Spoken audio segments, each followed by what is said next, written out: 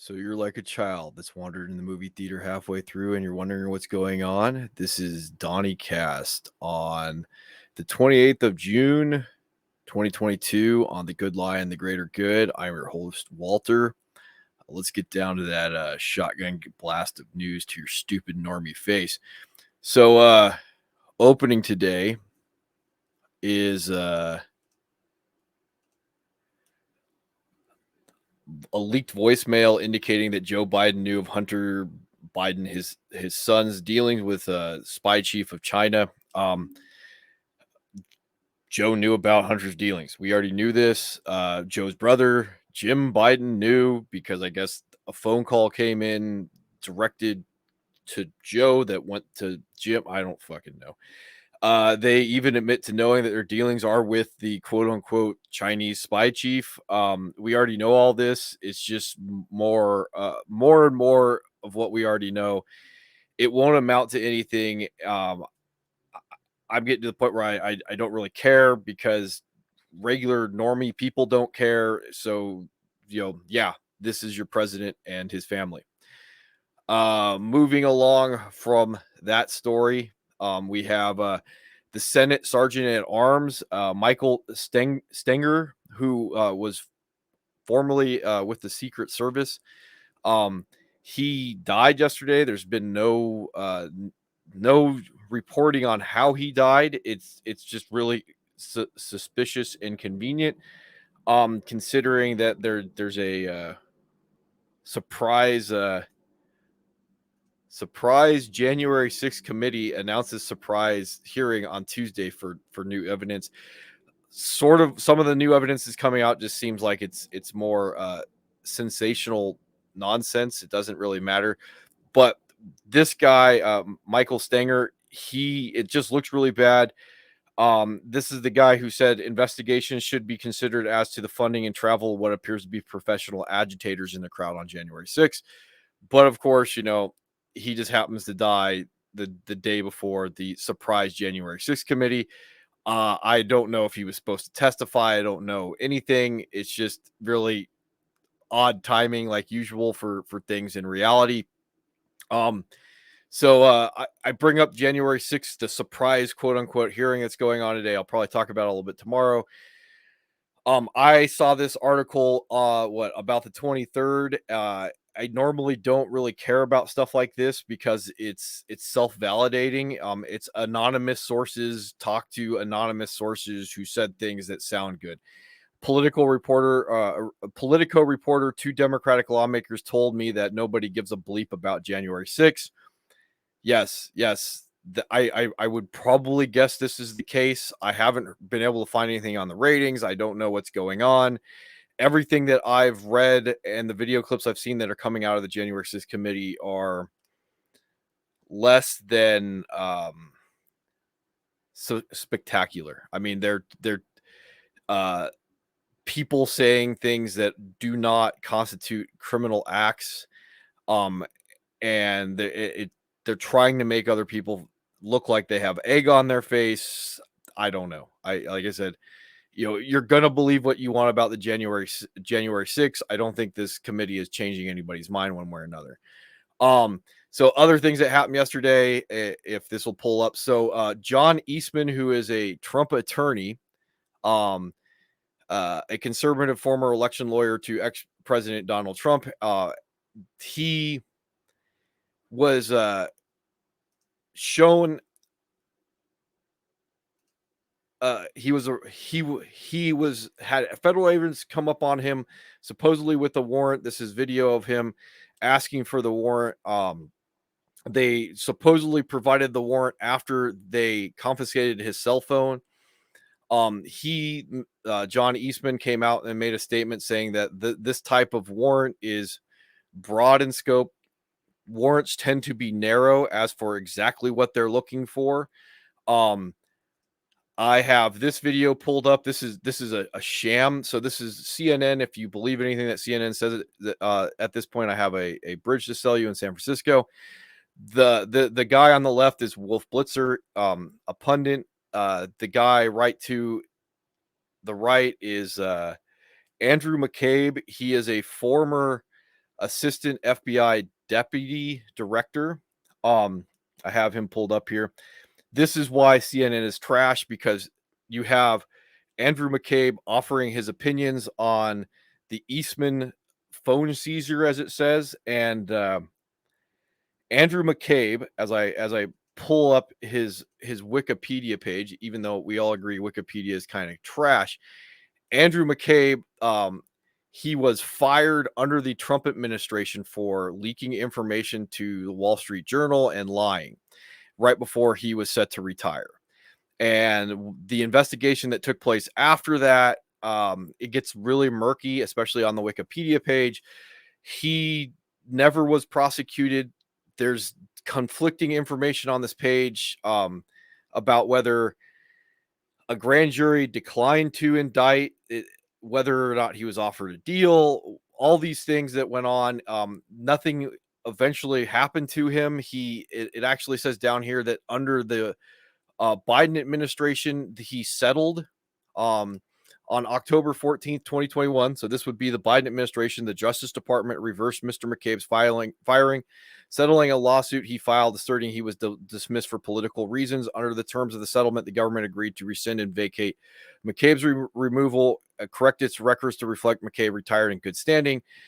The big issue why this is bullshit is because this was the guy who was caught up in Crossfire Hurricane, as I move on to that. And again, I'm not going to change your mind on any of this. You're going to believe whatever you want to believe. But Crossfire Hurricane was the counterintelligence investigation undertaken by the FBI into links between Russian officials and associates of Donald Trump on whether individuals associated with the presidential campaign were coordinating wittingly or unwittingly with the Russian government's effort to interfere with the 2016 presidential election. At this point, we know this entire investigation was garbage. It actually comes back and says that, like, oh, the Steele dossier, which is the also known as the Trump piss dossier, well, it wasn't actually used in this investigation, even though we know that, I shouldn't say we, evidence shows that the Steele dossier was used to, at the very least, obtain FISA warrants to go after Trump associates for surveillance. So there is some tomfoolery with Mr. McCabe. He is a piece of shit. Sue me, fuck you.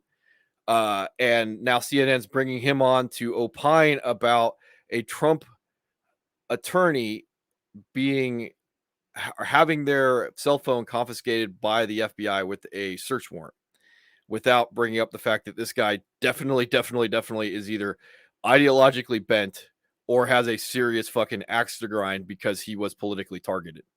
Why this guy's opinion would mean anything to anybody about this subject, I don't fucking know, because this guy is probably one of the most tainted individuals when it comes to having a potential unbiased opinion. But why does it matter? Because we're not even playing anymore. You know, it's all smoke and mirrors. Fuck you. You're a normie and you don't give a shit about any of this stuff. Feed me more. Consume product. So Biden's nominee, Ed Gonzalez, he is a sheriff in Texas' most populous county. I believe that's Houston. He used to work for Houston. I have him here. He is more than likely a Democrat, because, you know, if it wasn't obvious enough by the fact that he was slated by the Biden administration to lead ICE. This is ICE has not had a confirmed individual in charge of it for 5 years at this point. You can see that, like, he's was going to use Houston as sanctuary city. He opposed a proposed law banning sanctuary cities for illegal immigrants. He shut down a program which Houston was working with the government in regards to undocumented immigrations. He obviously the left wing stance on cast bail. He's opposed to. He's opposed to constitutional carry. I'm gonna guess that he's a Democrat, even though I don't, oh, it does say he's political party is a Democrat. Stupid me for not looking. So this was the guy that was slated to take over ICE. He pulled his nomination, did not exactly say why, other than like he was picked a year ago. The confirmation process still hasn't happened, involving what was probably a political hatchet job involving a allegation of domestic violence. That's what the story he's got. He's sticking to it. Um, I have to say the actual reason why this dude pulled his nomination is the shit's so bad. It's the equivalent of boarding the Titanic after it's hit the iceberg. And what's going on down there in the border is it's essentially the desire to have more and more human suffering because you like having yourself validated by your friends and feeling like you're the good guy when you go to sleep at night. You're not going to lose any sleep over 50 uh human beings, illegal immigrants that were died inside a tractor trailer down there in Texas. Dozens of people were found dead inside a tractor trailer in San Antonio on Monday evening in a suspected case of human smuggling case, authorities say. So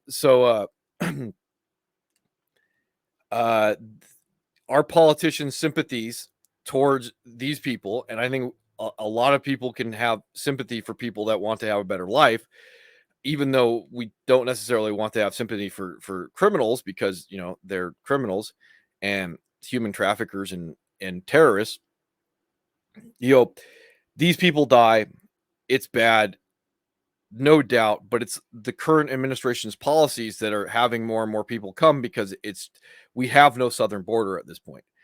And more people are going to come. They're going to pay money to individuals that don't give a shit about them so they can get locked inside a tractor trailer, and who fucking cares.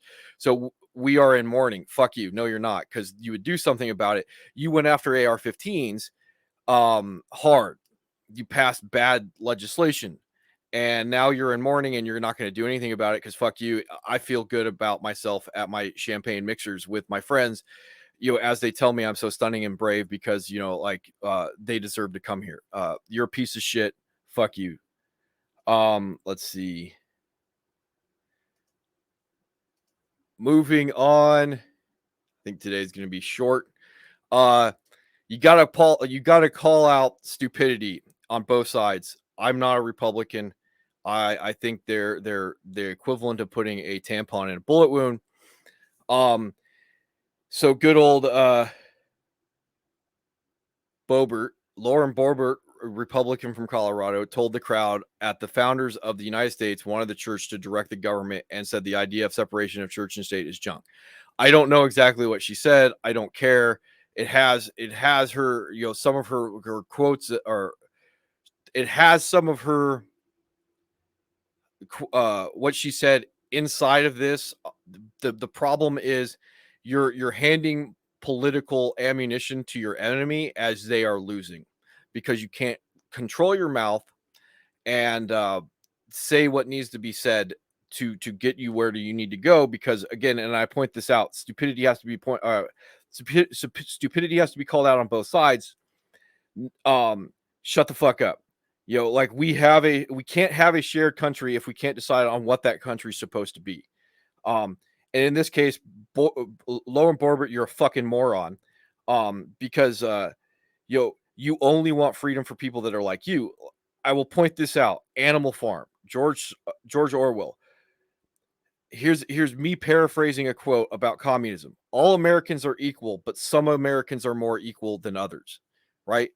No, they didn't want the church involved with decision making.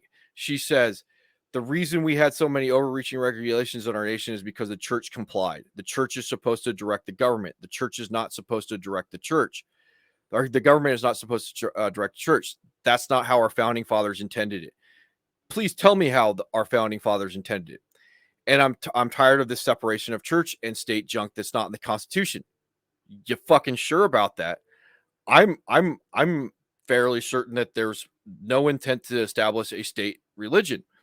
We could quibble about left or right limits on that, but there's supposed to be no established state religion, which means there's a reason why the church would not therefore be able to direct the government at that point. It was in a stinking letter, and it means nothing like what they say it does. What letter was it? Please point it out to me. And I think it does talk about this. Of course, the church is not supposed to direct government, as numerous founders made clear. The stinking letter Boebert refers to presumably as a correspondence from Thomas Jefferson to a group of Baptists in Connecticut in 1802. The quote in this article: believing with you that religion is a matter which lies solely between man and his God, that he owes account to none other for his faith of or his worship, that the legitimate powers of the government reach actions only and not opinions. I contemplate with sovereign reverence that the act of the whole American people, which declared that their legislature should make no law respecting an establishment of religion or prohibiting the free exercise therefore of, thus building a wall of separation between church and state. Yes, I don't see. Meanwhile, James Madison, who was the chief architect of the Constitution, was so adverse to the mixture of religion and politics that he believed the existence of congressional chaplains violates the Constitution. That may be true. The Constitution, a view that would make him something of an outlier among more religious politicians. The Constitution of the U.S. forbids everything like an establishment of national religion. The law appointing chaplains establishes a religious worship for the national representatives to be formed by ministers of religion, elected by a majority of them, and these are to be paid out of the national taxes. Look, I was in the military. I didn't entirely like the fact that they had chaplains in the military, but here's I will draw the distinction in the military is the chaplains in the military, and there's different denominations of chaplains in the military. These chaplains function in a role where in a battlefield, soldiers would not necessarily be able to have access to faith if it wasn't for the fact that it was provided by the military. Right? Otherwise, you're bringing in non-military members to serve. And again, I don't know exactly where my opinions would lie on some of this because I didn't particularly like that fact in the military in the first place, but you can kind of get an idea of what my spiritual leanings are. Furthermore, the 1797 Treaty of Tripoli declared that the United States of America is not in any sense founded on the Christian religion. That is false. The United States was founded on the Christian religion because Christianity was the predominant religion coming out of Europe at the time, and is heavily intertwined. The Enlightenment in Europe and reformations within the Christian church are heavily important to the history and traditions of the United States. So we have a heavy fundamental foundation in Christian values. There is no record of any official objections before the Senate ratified the document or before President Adams signed it into law. So again, this gets a little tricky because depending on what side of the fence you want to sit on, what the founding fathers were, how hardcore religious they were, how hardcore deist or atheist they are, that becomes a matter of interpretation, especially for particular historical scholars that are looking to validate their perspectives. I know Washington once commented that after he was done being the president, that he felt he no longer had the obligation to show up in church, so he was happy about that. But you could take that any way you want. In this particular case, again with Lauren Boebert, like she's an idiot, flat out. What is occurring is you have to have a foundation for your belief system. And we saw this problem go on with like Ketanji Brown Jackson, the Supreme Court nominee that's going to take over for Breyer, that she could not explain where her foundation of law is, right? You have to have a foundation someplace and to inform your decisions on government, because government is an establishment of man and it's going to fail. Now, again, without my opinions on, say, religion or God, if you don't have any values to which you're establishing a government, that government is going to fucking suck. It's going to fail. And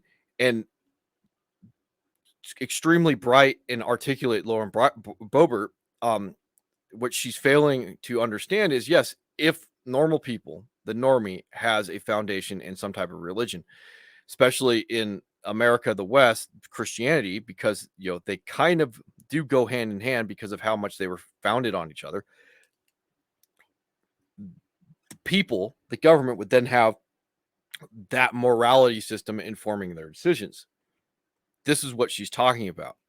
Now, should a particular church have any influence on the government? No, because then the church will just make the government in their image. What is the point of having a government? And again, I point out, as I said before, like, all Americans are equal, but some Americans are more equal than others. Those that have that particular value system that the church has turned the image of government into to reflect their image, right? That's the problem. And that's what, in my interpretation of the founding fathers and the Constitution, the Bill of Rights, is that separation, that at the end of the day, even if it's a Christian church, and I'm not even arguing for a Christian church, like, different denominations of Christianity are going to quibble and over certain dogma that's found in it. I mean, hence the reason why Protestants came to America in the first place. Those fucking pilgrims, right? They're going to quibble over dogma.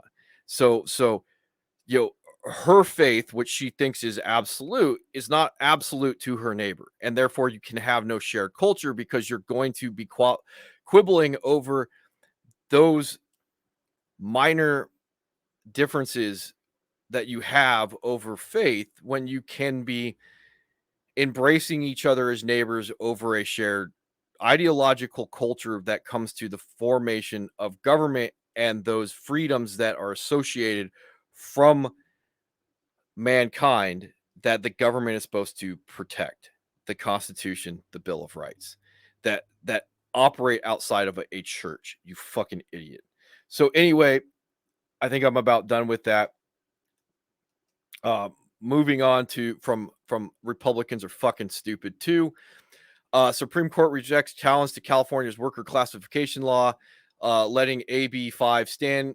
Again, if you're in California, leave. So this case is really stupid. California essentially decided that they want to make you being an independent contractor illegal. According to this, I believe they changed the law because of the pushback on it, where the definition of independent contractor means that you have to be doing similar work to it outside of the work with it's not your employer. It would be the company that you're doing independent contracting for. So if you are solely working for one company, then you would therefore fall under certain parameters to be an employee, or you can only work so much with that individual company.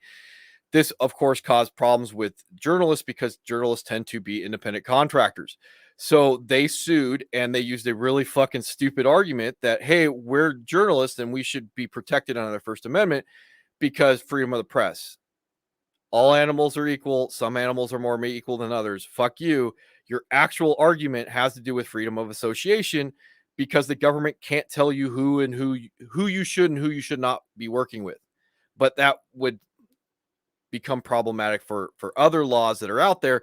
So you wanted special protections because your class is journalist, and fuck everybody else. And because your argument was fucking stupid, you got cornholed, and they said, kick rocks, you're not fucking special, because, as it points out, is it got kicked back down in the Ninth Circuit. Ninth Circuit is just, fuck you, lefty. It says it does not, on its face, limit what someone can or cannot communicate. Again, yes. Judge Stupid Face Callahan said in appeals court's decisions, nor does it restrict when, where, and how someone can speak. Yes, because it doesn't violate that portion of the First Amendment. You can say whatever the fuck you want. The government's not stopping you. They're stopping you from getting pay to say whatever the fuck you want. Instead, it governs workers' classification, which it does, right? Because you should have been arguing that they shouldn't be fucking putting their snout in to who you want to work for and who wants to pay you to work. Although AB 5 may make some jobs less available, which it fucking does, Callahan said, workers remain able to write, sculpt, paint, design, or market whatever they wish, and the state is not regulating the content of their speech. Very correct. You are fucking dumb for hiring fucking lawyers to fucking make an opinion that was fucking stupid in the first place, because it is not limiting your speech. It is not limiting the freedom of the press to speak, because the only thing it's limiting is your ability to have a transactional relationship with someone over money. Stupid argument. You got the outcome you fucking deserve because you didn't have the balls to put the correct argument out there, because you knew that you would get fucking slapped in the pee-pee hole over basically saying the government should not be, how shall we put this, forcing interactions with two people that do not want to interact with each other. And I'll give you a hint. Uh, that's specified in the Civil Rights Act of 1965. So anyway, let's see.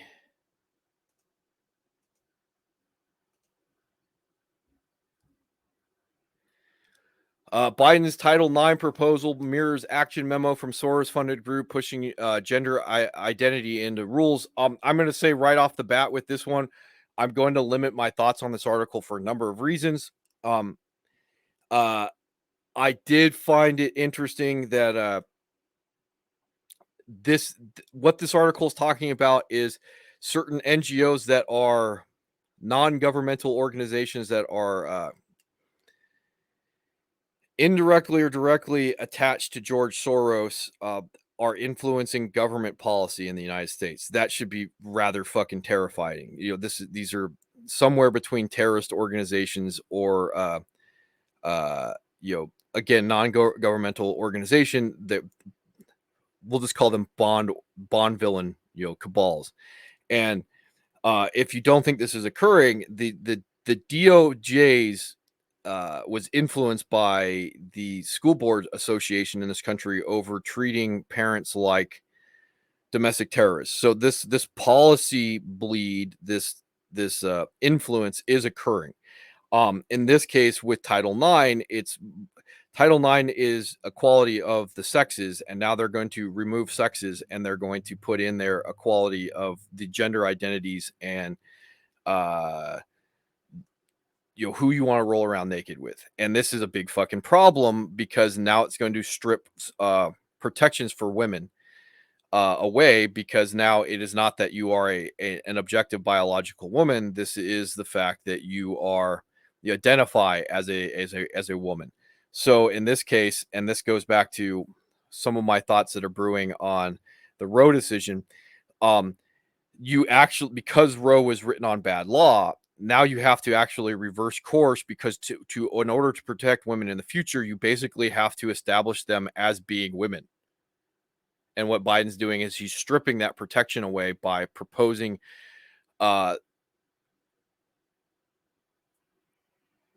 how shall we put this? Proposing regulations and guidance that would remove that from the Title IX protections. And I already fucking hate Title IX because of the lack of due process and how it was weaponized in the university systems.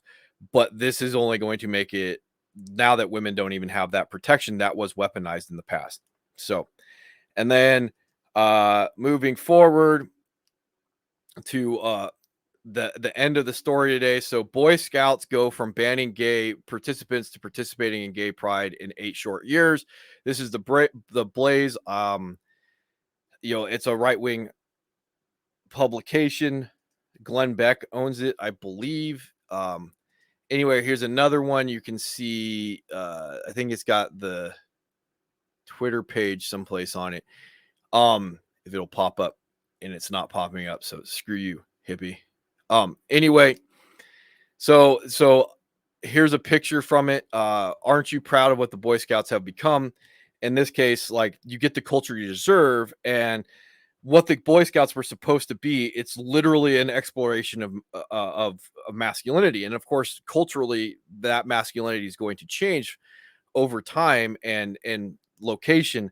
But what the Boy Scouts allow is for young boys and young men to get together and explore this masculinity. What is the identity that I need to have to properly function in culture or in our society? And that's the point behind it, of why it should be, for lack of a way to put it, like, segregated away from women or females, is so these boys can have and I'm going to use these words, safe space in order to engage in this exploration without judgment, because identity is a form of playing games and testing out certain things and see what works and doesn't work as you move towards a more confident idea of yourself. And once you start adding girls and, odd sexual identification that's going on, you no longer have that functioning place of exploration. How is someone supposed to understand what they're supposed to be? Because there is a contractual element to how we act within society, regardless of how people want to look at. In this case, like, how I need to act masculine in order for not for me to function, to do my part of work within society. There's It doesn't mean I have to be 110% masculine, but it means I have to have, on some levels, an understanding of my participation in that masculine role. And now you can see by the picture that's on the screen, like, you don't have that ability to understand what masculinity is, because it's been vandalized to the point where it doesn't exist any longer. And you wonder why we're decaying the way that we are. So anyway, Donny Cast 22, 28th of June, 2022. From Soros with love.